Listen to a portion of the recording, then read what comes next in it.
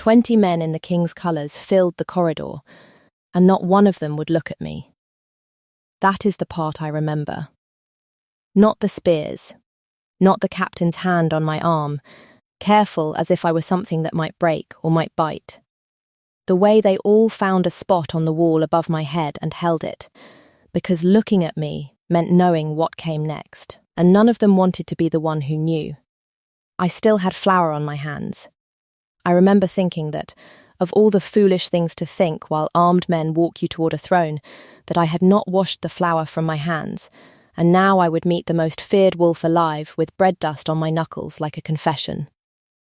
The captain said, "He is asking for you, by name."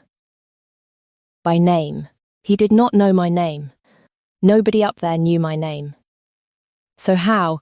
It started a month before any of that, with a bowl of scraps and a gate I should have kept shut. I worked the back kitchen of the Great Keep, which is a polite way of saying I worked the part of the kitchen no one important ever saw. I scaled fish. I scrubbed the iron. I carried the slop bucket to the gate at the end of every night, when the hall above had gone quiet and the lords had gone to their warm beds and forgotten that anyone was still awake to clean up after them. I was 22, and I had been doing it for 6 years, which made me good at it and invisible at once. Those are usually the same skill. The first night the wolf came, I nearly dropped the bucket on my own foot. He was at the gate. Not inside it. The iron was latched, the way it always was, but pressed close to the bars, and he was the largest animal I had ever seen that was not pulling a cart. Grey going to black along the spine. One ear notched. Eyes the wrong colour for an animal, though I did not let myself finish that thought, because it is the kind of thought that keeps a sensible person awake. He looked at the bucket. He looked at me. He did not growl. He simply waited, the way you wait for someone who owes you something. That's the Lord's leavings, I told him, because apparently I had decided to negotiate with a wolf. It's gone cold. You won't like the fennel. He did not appear to have strong feelings about the fennel. I should have backed inside and barred the door. Everyone knows what wolves are. Here, we do not have stray dogs in the Iron Territories the way the southern towns do. The woods belong to the pack, and the pack belongs to the king.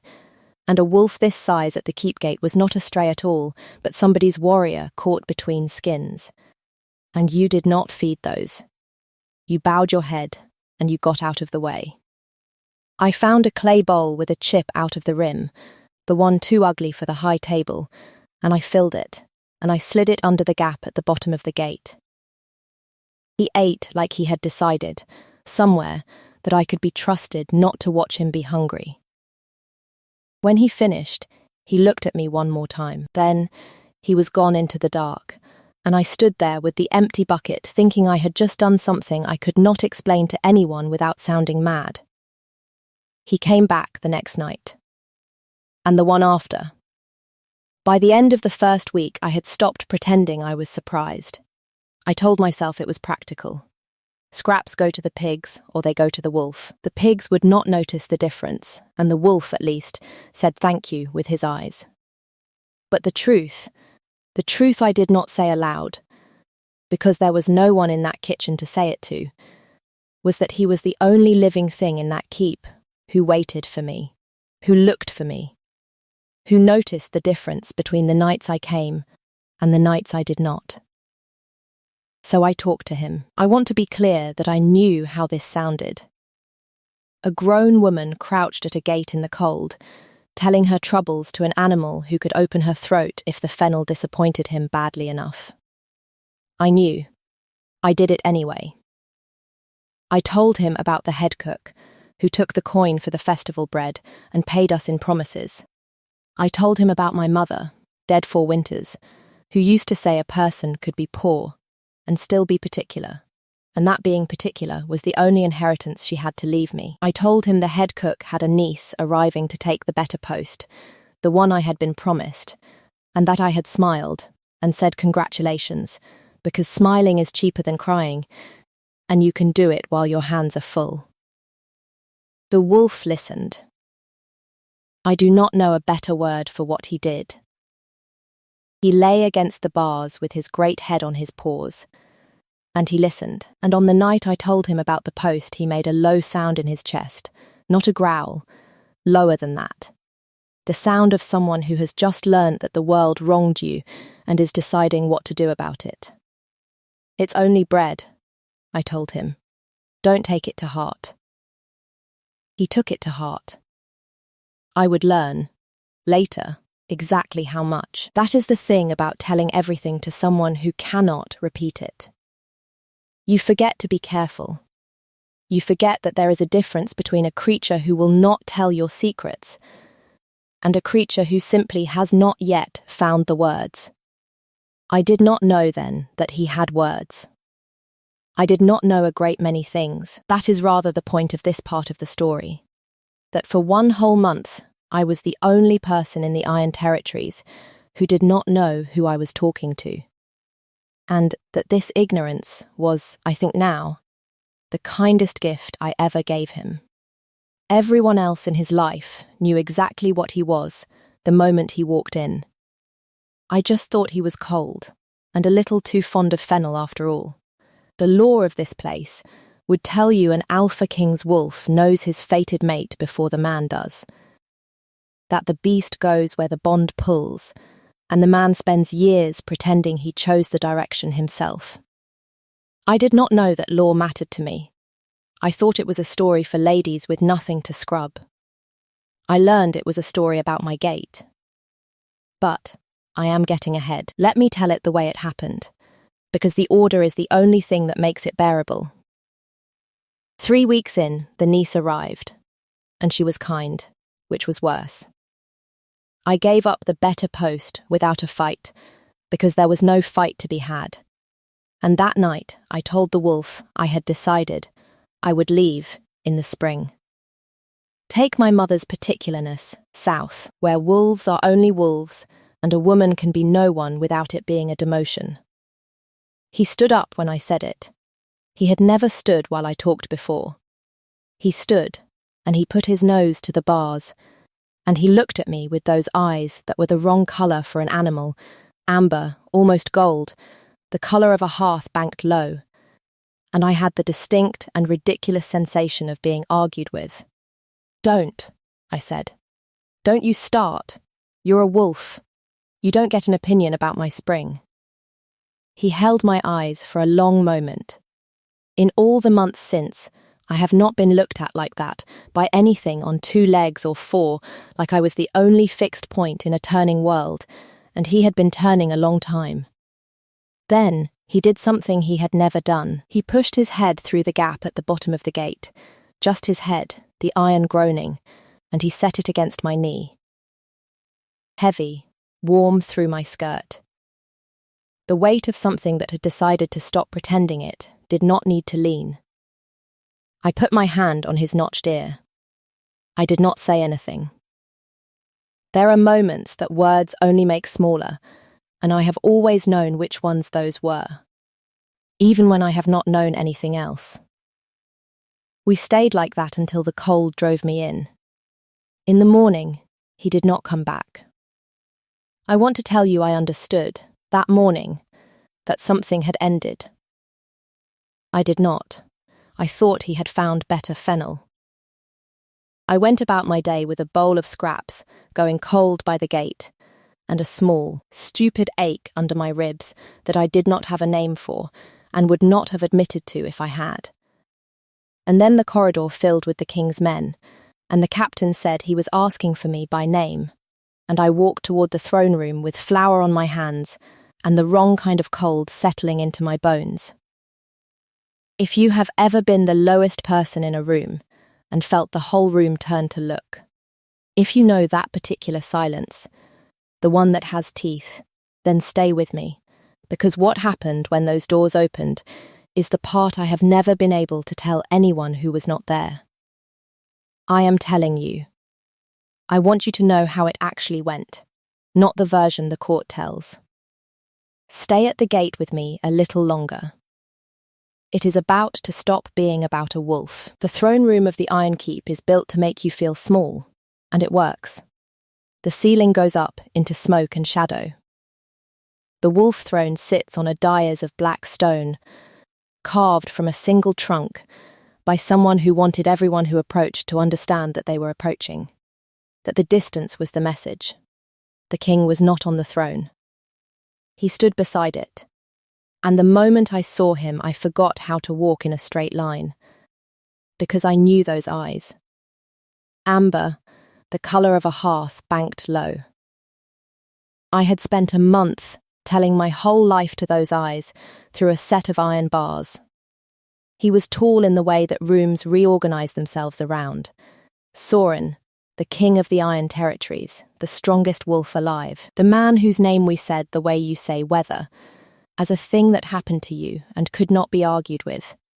And he was looking at me across his own throne room with an expression I had only ever seen on a creature at my gate. Caught, bracing, waiting for someone he owed something to. The court saw a kitchen girl brought before the king. I saw the wolf I had told about my mother. I did not faint. I want that on the record, because the story the ladies tell has me swooning, and I have never swooned in my life. What I did was worse. I laughed, one short, disbelieving breath of it, entirely without permission, and in a room where no one laughs, the sound travelled. A man at the king's shoulder went rigid, broad, scarred, grey at the temple.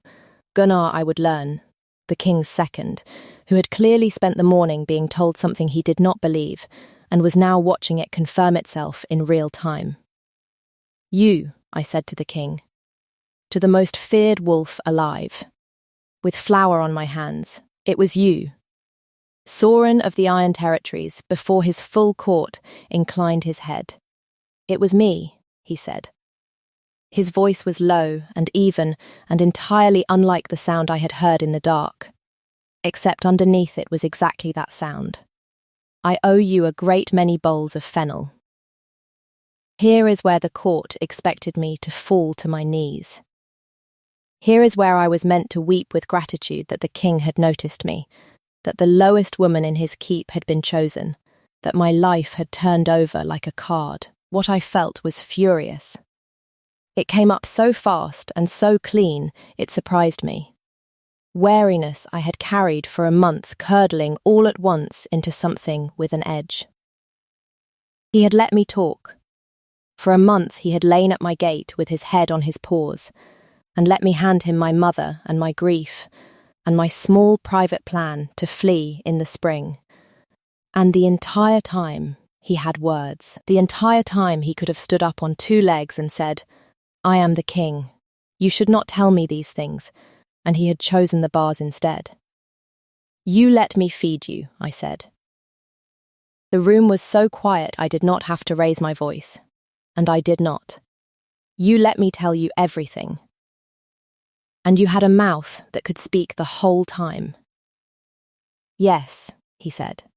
Not a defence, just the truth, set down between us like the chipped bowl. Why? His jaw moved once before he found the words.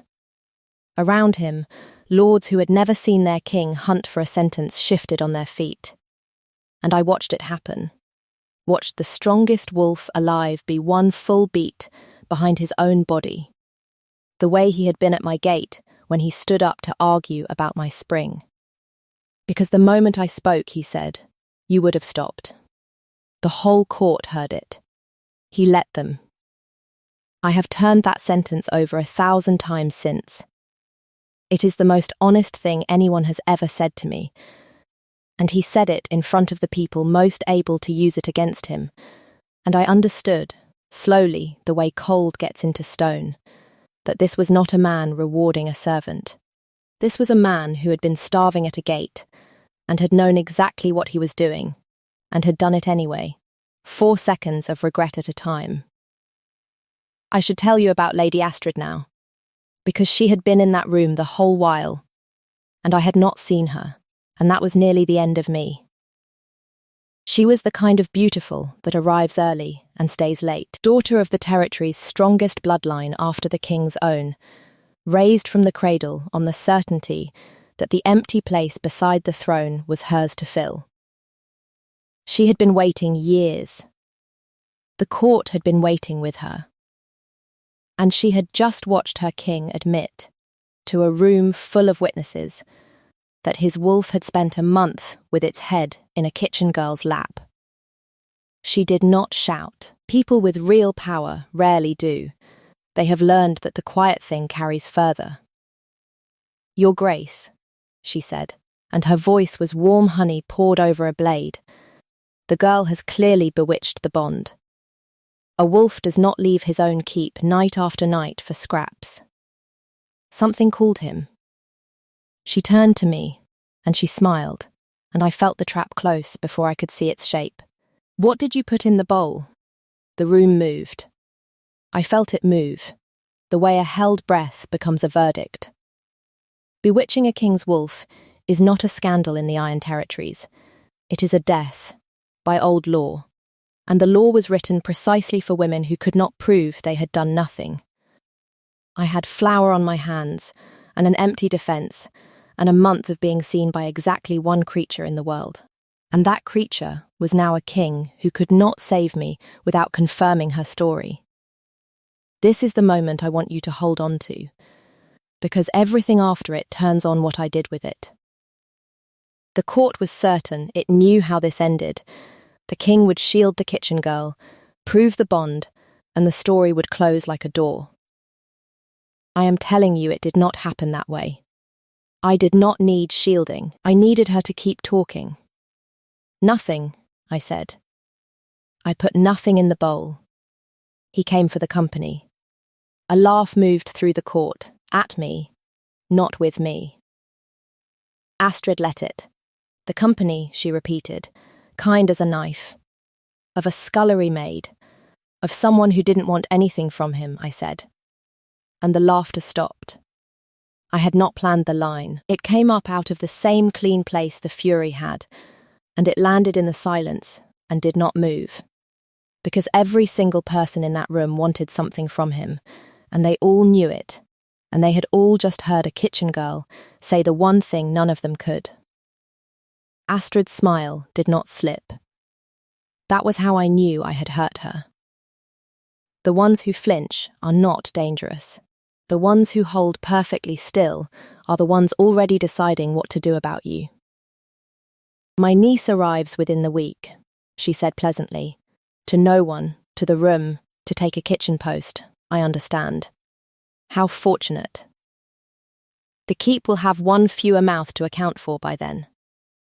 She inclined her head to the king. "With your leave, your grace, the matter of the bewitching should go before the elders, for everyone's protection. The elders. A tribunal. A month to build a case while I sat in a cell, and I had no doubt at all that whatever they failed to find, she would supply. Soren said, "There will be no tribunal. The law.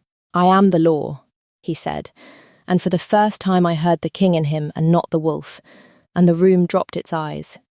She bewitched nothing. I went to her gate because my wolf has more sense than I do, and went where it was warm. If that is a crime, the criminal is standing on the dice. It should have ended there. A king's word ends most things. But I watched Astrid receive it. And I understood. The way you understand a storm is coming from the particular green of the light. That I had just made the most dangerous woman in the territory lose in front of everyone she ruled. And that people like Astrid do not absorb a public loss. They repay it.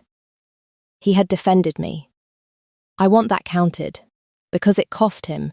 He had told a room of lords that his judgment had been overruled by his own beast, and a king who admits his control slips is a king his rivals begin to measure. He had risked himself for me before I ever risked anything for him. But defending me was not the same as keeping me safe, and I think we both knew it. Because when the captain led me out of the throne room, to chambers now, not a cell, the world had turned over after all. Soren caught my eyes across the dais one more time, and the look he gave me was the gate look, the banked hearth look. And it said, plainly, "Be careful." She is not finished. She was not finished. They gave me a room with a window and a fire and a dress that fit, and I hated all of it. Because a gilded uncertainty is still uncertainty, and I had not agreed to any of this. I had agreed to feed a wolf. The wolf had turned into a kingdom's worth of complication while my back was turned. Soren came to me that evening, on 2 legs, through a door, like a man, which I found I resented more than I could justify. "You can speak now," I said, when he stood in the doorway taking up more of it than seemed fair. "It's strange. I preferred you when you couldn't. So did I." He did not come in. He stood at the threshold the way the wolf had stood at the gate, close and not crossing, and waiting to be allowed. "May I?" I should have said no. I gestured him in instead, and noticed that I had, and decided to be honest with myself about it later when I had more privacy. He did not sit. He looked at the fire, and then at the chipped clay bowl, which I had carried up from the kitchen without quite admitting to myself that I was carrying it, and which now sat on the mantel like the only true thing in a room full of borrowed ones. "You kept it," he said. "It's mine. The high table didn't want it." I watched him look at the bowl, and I watched something cross his face that I had no name for then, and have every name for now. "Why didn't you tell me?" Really, not the line for the court. The real one. He was quiet long enough that I thought he would not answer. "I have been king since I was 19, he said finally. 11 years. In 11 years, no one has spoken to me without first deciding what they wanted and what it was safe to show me. Not my advisors, not my warriors, not the women my council has paraded past this throne since the year I took it." He turned the bowl a quarter turn on the mantel. "The way you adjust a thing you cannot quite leave alone. You handed a wolf your dead mother in the dark and asked for nothing. I told myself, for a month, that I would speak the next night, and then the next night you would say something about the fennel, about the niece, about being particular, and I would think, if I speak, this ends, and I am ashamed to tell you I chose the cowardice every single time. 3 sentences passed where most men would have stopped, and he kept going, and I let him, because the king breaking himself open in a borrowed room was not a thing to interrupt. My wolf chose you the first night, he said. I have spent a month catching up to him. I am still catching up to him. I do not expect you to wait at the gate while I do. He set the bowl down, finally, and met my eyes. But I wanted you to know it was a choice. Every night, I want you to be angry at the right thing. I was angry at a great many things. I found, standing there, that none of them were quite what I had thought. You're not as cold as they say, I told him.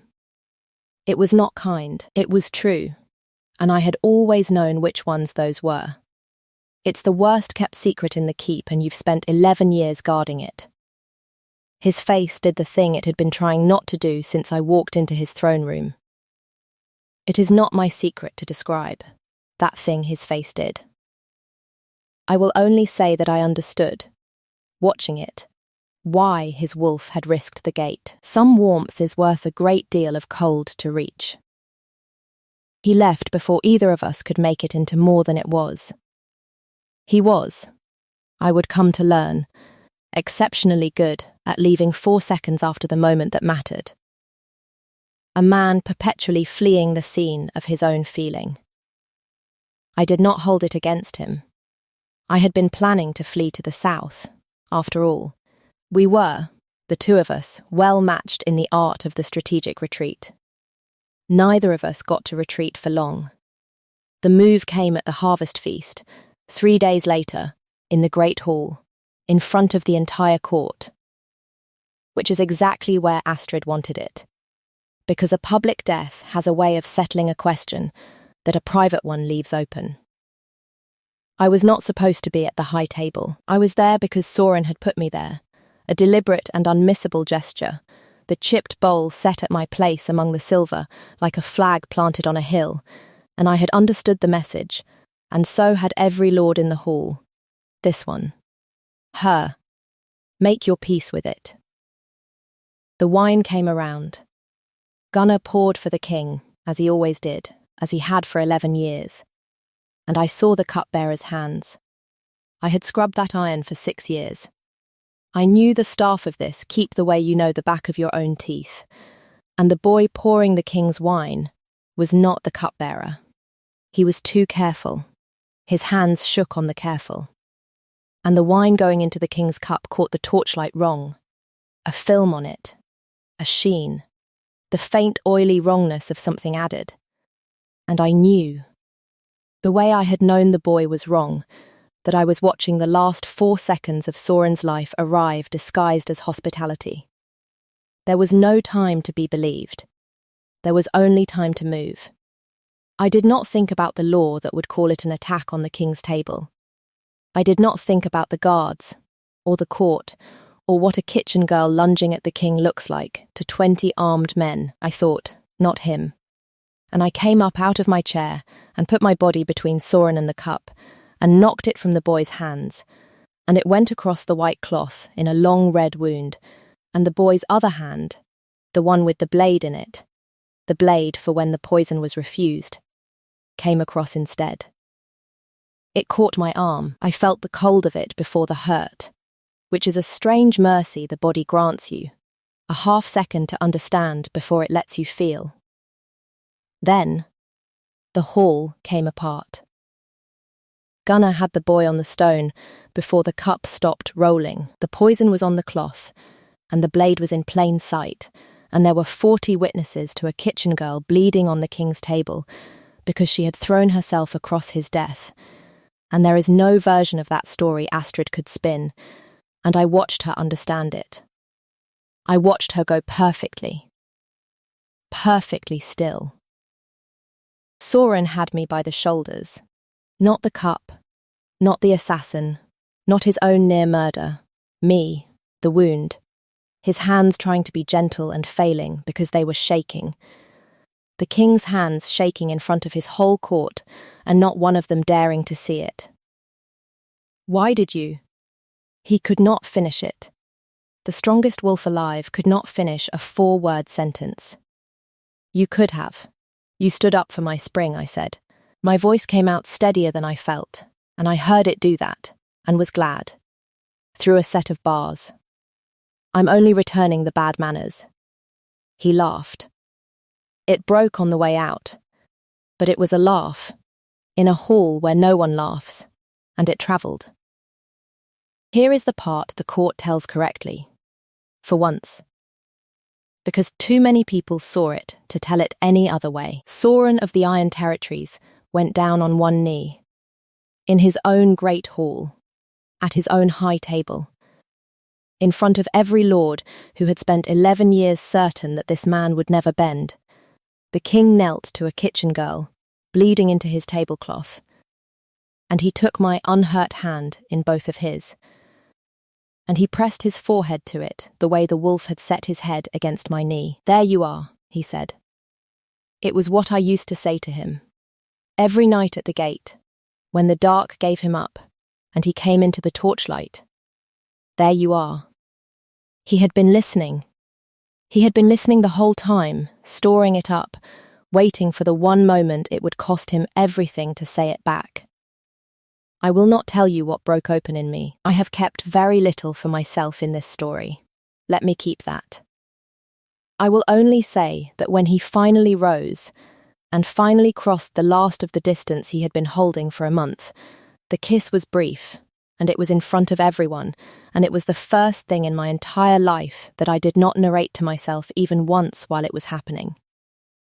I, who notice everything, I noticed nothing but that it was him.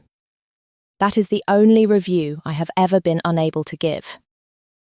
Then the hall was roaring, and the healers had my arm, and Astrid was being walked out between 2 of Gunnar's warriors, and the matter, as they say, was settled. The fallout was not as clean as the kiss. It never is. Astrid's bloodline did not fall quietly. There were 3 days where the keep held its breath, where rival lords sent careful letters, testing whether a king who knelt was a king who could be pushed, where Gunnar slept across the door of my chamber with his sword unsheathed and pretended it was coincidence. A king who bends in public has shown the territory the place he bends, and the strong came to press on it.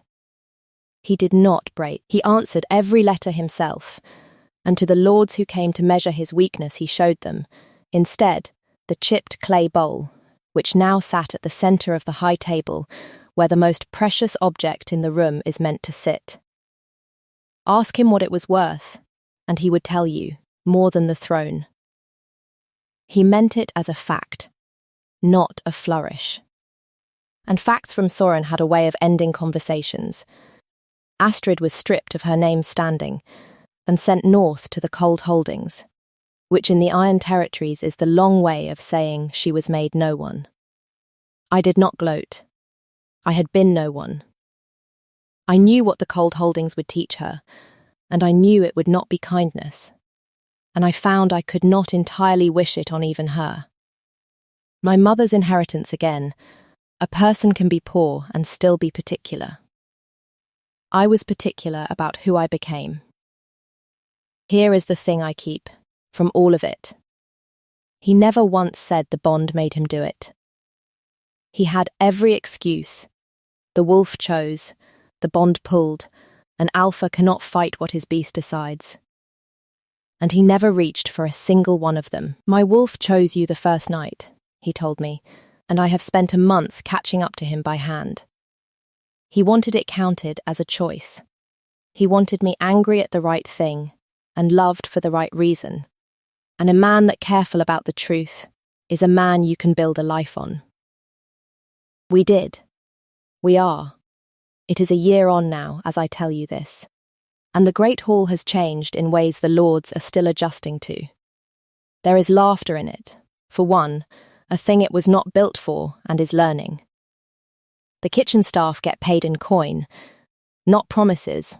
I saw to that the first week, and Soren signed it without reading it, which I scolded him for, and which he did again the next week, just to watch me scold him. The head cook's kind niece runs the back kitchen now, and runs it well.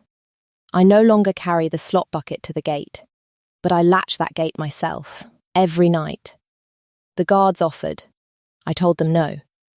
And some nights, when the keep has gone quiet, and the man beside the throne has been king too long that day, and needs to not be one for an hour, a great grey wolf, with one notched ear, comes and sets his heavy head against my knee in the dark. And I put my hand on his ear, and I do not say anything, because there are moments words only make smaller. And I have always known which ones those are. There you are, I think. He always was.